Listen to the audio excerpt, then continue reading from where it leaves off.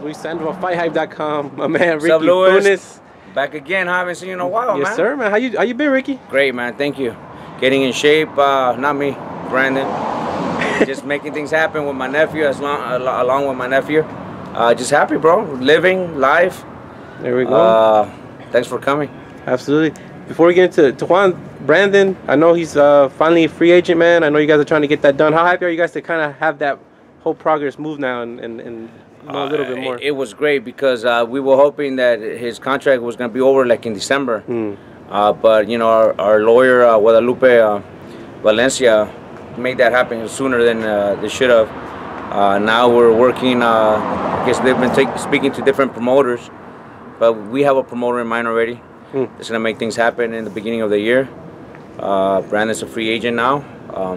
He's out of Top Rank. And just moving forward, staying in shape, getting in shape, and looking good.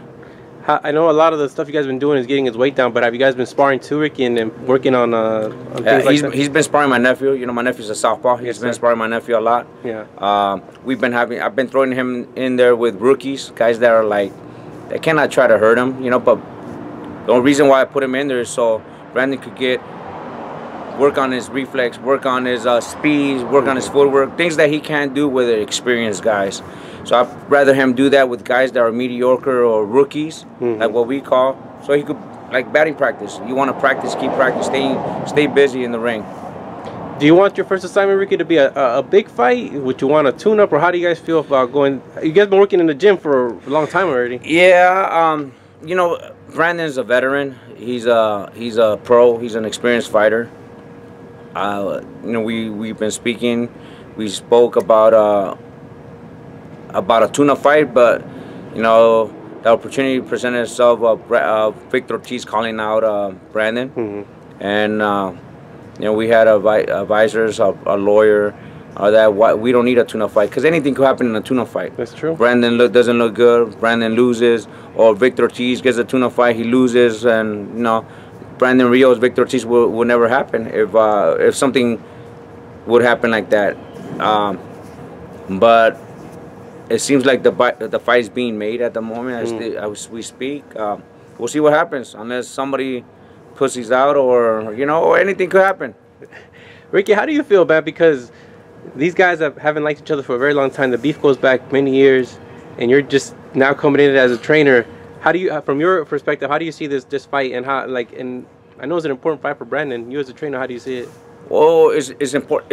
It's an important fight for Brandon. It's important for me as well, and not just that fight, but any fight that we train for is going to be very important for both of us, especially for me because I'm trying to make a name for myself. I want to be like, you know, Robert Garcia, Manny Robles, you know, those top fighters, those top trainers that have the top fighters out there, and I want my fighter to look impressive. I want Brandon to do the things he hasn't done in a long time when he started with Robert. I want him to be in the best shape of his life. I don't want to be worrying about going into the weigh-ins overweight. The most important thing, a lot of people think that Brandon's career is over, just like they think Victor Ortiz's career is over. Brandon Rios is 30 years old. Those people that criticize and talk about, oh, he's over, he should retire, they've never been in the ring, so they don't know, you know. Brandon, you got to remember, he has 36 fights. He only lost 3 fights to the badass fighters out there. Number 1 is Manny Pacquiao, Timothy Bradley. Why? He said, I asked and I saw it, the fights myself. He wasn't in shape. He didn't train. Yeah. When you have a fighter that's just going into the ring and going into training camp just to lose weight, you know, you gotta stay in the gym and train and prepare yourself. You cannot go in there just to train to lose weight. Doesn't make sense at all, especially in this sport. You'll get hurt, just like what he did and what happened to him with Bradley and Pacquiao. He just stood there like what people call, he was just a punching bag. You know, Brandon's gonna be back on his toes. He'll look different. He's looking different right now in sparring, and upset me with my nephew because my nephew he's a badass in there. And what things that Brandon does, is just kind of get me upset because Brandon should not do that to my nephew, or my nephew should not let Brandon do that. It's a thin line because you have to teach them both. Yeah. Yeah. So it's a good thing, you know. So Ricky, he's been in big fights before. Manny Pacquiao is the biggest stage you could possibly get on for him. When it's a personal fight like this, do you have to approach it different? Do you have to talk to him different and not do things in the ring that he might want to do just because of the anger and the personal issue? Well, you know what?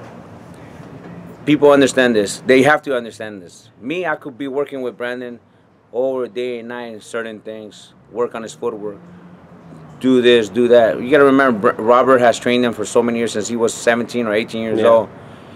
It's going to be very, very hard to try to change him. I'm not trying to change him at all. What I'm doing right now is just adding on to what he's been taught. And one thing, I can't change Brandon to stop brawling. That's gonna change. And as soon as he get hits, he might be committed and be disciplined to stick to what we train, or he's gonna go back to what he does in the past, brawl. But he's gonna be in shape if he brawls. You know what I mean? But we training for certain different type of styles. You know, Victor Ortiz is southpaw. You know, I learned a lot from Joe Goose, and he's the one who's taught me everything that I know. You know, when we fought Lucian Butte, we were winning that fight when we trained Edison Miranda for that fight. He trained Michael in 2nd to none, one of the baddest middleweights out there. And I pick up on stuff like that. And I'm not saying that Brandon's going to fight like them, but it's a beautiful thing to try to teach him and see if he could practice it and do it during his fights. But mostly before training. Yeah. Were you surprised that Victor Ortiz called him out? We talked about it in the gym, but to hear Victor call him out, you interviewed him already. I heard I heard that Ellie was in Vegas and he didn't want to do an interview because he was supposedly trash talking. You know, I don't got nothing against Victor Ortiz. Victor Ortiz came here when he was looking for a trainer. I did mitts with him. Oh, that's right. I did mitts with him. He's a good kid. He's a good guy. But when I mentioned Robert's name, it's like he just kind of killed it, I guess. You know. I guess they have a beef since whatever. I don't have nothing against Victor. I mean, they have their own personal issues. But when it comes to my fighter, I'll get personal as well, you know? I can't trash talk Victor or I can't badmouth him because I don't know him that well. I don't know him personally like that. Yeah. But, you know, when it comes to fight time, a lot of things happen, you know? You don't know until you get there. Yeah.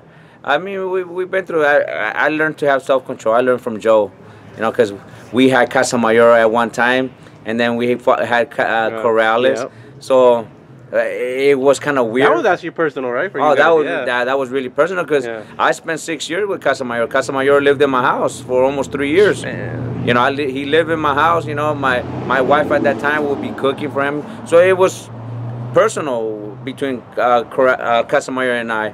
And then when Corrales came to us, Corrales and I built a different friendship, relationship. Man. And when I saw Casamayor, when we were gonna fight Corrales, when we were gonna fight Casamayor, it got very personal with Louis de Cubas Jr. You know, hey, well, you know, you traitor. You know, they're the ones who left it. But it was, you know, same thing with Robert Guerrero. You know, when they left, it just got kind of personal. So you're ready for it. I'm prepared, mentally prepared, but mostly I'm not worried about it. I'm focused on just getting Brandon in shape, working on his head movement, footwork, and hand speed, and keeping him in shape. You know, keep him aligned, actually, you know, because he's like a big kid.